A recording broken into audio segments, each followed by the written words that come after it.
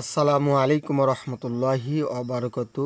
কাছে কিংবা দূরে, দেশে কিংবা প্রবাসে, যারা যেখান থেকে যেভাবে দেখছেন, আজকের কোরআন শিক্ষার পর্ব থেকে সকলকে জানাচ্ছে আন্তরিক মোবারকবাদ ও অভিনন্দন।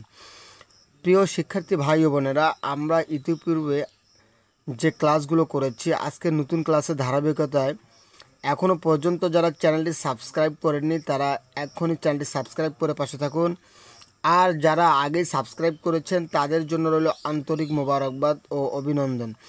প্রিয় শিক্ষার্থী ভাই ও বোনেরা, আমরা আজকের এই ক্লাসে শিখব যে 26 নম্বরে ওয়াকফে মুয়ানাকা, অর্থ একে অপরের সাথে মিলিত হওয়া।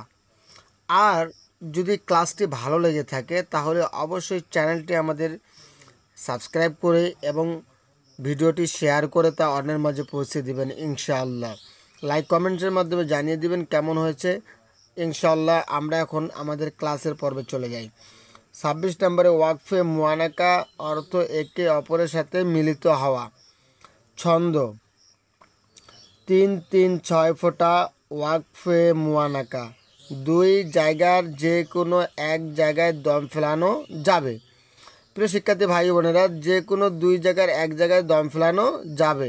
আর একটা কথা জানিয়ে রাখি, আমরা সামনেই কিন্তু আমাদের পবিত্র কোরআনুল কারীম ধরবো ইনশাল্লাহ। সামনের ক্লাসগুলোতে আমাদের কোরআন ধরার সময় এসে গেছে, তাই ভিডিওগুলো স্কিপ না করে মনোযোগ সহকারে দেখতে থাকবেন এবং পড়বেন। তাহলে আশা করি আল্লাহ রাব্বুল আলামিন আপনার এবং আমার মনের আশাগুলোকে আল্লাহ তাআলা কবুল করে নেবেন ইনশাআল্লাহ।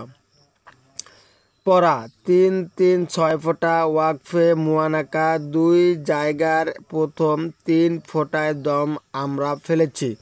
অর্থাৎ এই যে 3 ফোঁটা এখানে দেখা যাচ্ছে, এখানে 3 ফোঁটা দেখা যাচ্ছে, তাহলে 3 আর 3 6 হলো। তাহলে 3-3-6 ফোঁটা ওয়াকফে মুয়ানাকা, অর্থাৎ যে কোনো এক জায়গায় আমরা দম ফেলবো। যদি সামনে দম ফেলি তাহলে পিছনে দম ফেলবো না, আর যদি পিছনে দম ফেলি তাহলে আমরা সামনে দম ফেলবো না। কীভাবে? আমরা প্রথমে দুই জায়গার প্রথম 3 ফোঁটায় আমরা দম ফেলেছি, তাহলে আমরা এখানে বলবো লা রাইব। এই যে এখানে কি হয়ে গেল? মাদের লিন হয়ে গেল, এখানে 2 আলি পরিমাণ টানতে হবে, লা রাইব। আর যদি দম না ফেলি তাহলে বলবো কি? লা রাইবা ফি। তাহলে আমরা পিছনে দম ফেললাম, অর্থাৎ তাহলে পিছনে দম ফেললে এখানে মাদে আসলির বামে আরও 2 সেকেন্ড রয়েছে, যার কারণে এখানে 3 আলি পরিমাণ টেনে পড়তে হবে, যে ফি লা রাইবা ফি।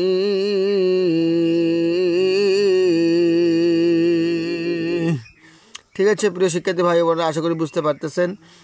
আর যদি বুঝতে না পারেন তাহলে অবশ্যই কিন্তু কমেন্টস বক্সে জানিয়ে দিবেন। হ্যাঁ, হুদাল হুদাল, দা পড়বো লামের সাথে, দাল এখানে মিল করে তাসে ধরে মিল করে পড়তে হবে। ঠিক আছে, হুদাল লিল মুত্তাকিন,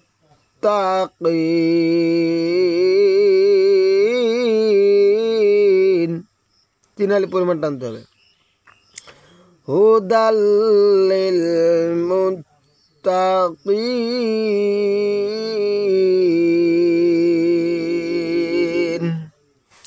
আশা করি বুঝতে পারছেন। এখন আমরা আজকে চলে যাব, পড়াগুলো একটু বেশি করে দেবো, কেননা আমরা সামনে কোরআনুল কারীম ধরবো। আর এই পড়াগুলো খুবই সহজ এবং চেষ্টা করলে অনেক সহজ নিজের কাছে মনে হবে, আর আপনারা দ্রুত কোরআন পড়তে পারবেন। আমার ক্লাসগুলো নিয়মিত দেখবেন। 27 নম্বরে র পড়ার 2 নিয়ম। 27 নম্বরে র পড়ার 2 নিয়ম। র এর উপর জবর পেশ, র হরফ মোটা, অর্থাৎ র অক্ষরের উপরে যদি কখনো এই জবর এবং পেশ আসে তাহলে র অক্ষরটা মোটা হবে, অর্থাৎ জবর আকার ধরা যাবে না।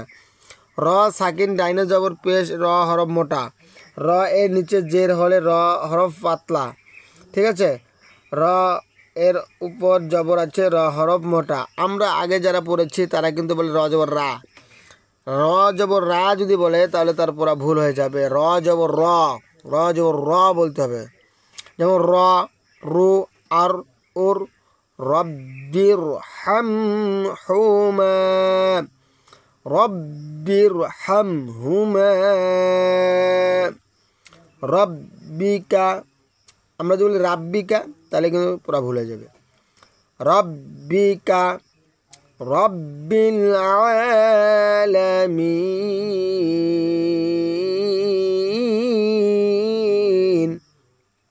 আমরা এখানে ওয়াকফ করেছি, যার কারণে মাদে আসলির বামে আরও 2 সেকেন্ড রয়েছে।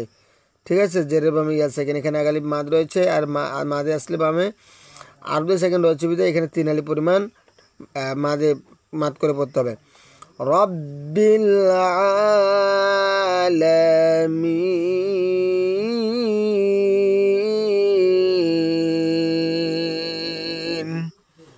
আবার র, রু, আমার সাথে একটু পড়েন। র, রু, আর, উর, রব্বির, রব্বির হাম হুমা,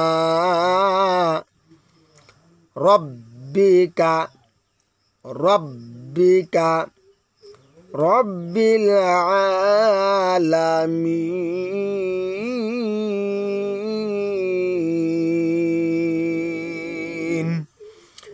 প্রিয় শিক্ষার্থী ভাই ও বোনেরা, আশা করি বুঝতে পেরেছেন, শিখতে পেরেছেন। আর যদি ভিডিওটি আপনার বিন্দুমাত্র উপকারে আসে তাহলে অবশ্যই কিন্তু শেয়ার করতে ভুলবেন না, অন্যের মাঝে তো অবশ্যই পৌঁছে দিবেন এবং ক্লাসগুলো আপনারা প্রতিদিন করবেন। ইনশাল্লাহ আল্লাহ রাব্বুল আলামিন চাইলে সুন্দর করে শিখতে পারবেন। আর একটা কথা জানিয়ে রাখি, সেটি হলো যে সামনের ক্লাস আমাদের 3টা-4টা করে দেওয়ার চেষ্টা করব, কেননা সামনের যে পড়াগুলো রয়েছে এগুলো খুবই সহজ। আর এই পড়াগুলো শেষ করে দিয়ে আমরা কোরআনের ধারাবাহিকতায় চলে যাব ইনশাআল্লাহ। তাই সকলকে আগামী পর্ব পাওয়া পর্যন্ত অপেক্ষা করতে হবে এবং সে পর্যন্ত আল্লাহ রাব্বুল আলামিন আমাদের সকলকে ভালো রাখুক, সুস্থ রাখুক, নিরাপদে রাখুক। এই বলে আজকের ক্লাস আমি এখানে সংক্ষিপ্তভাবে ঘোষণা করছি। আসসালামু আলাইকুম ওয়া রাহমাতুল্লাহি ওয়া বারাকাতুহু।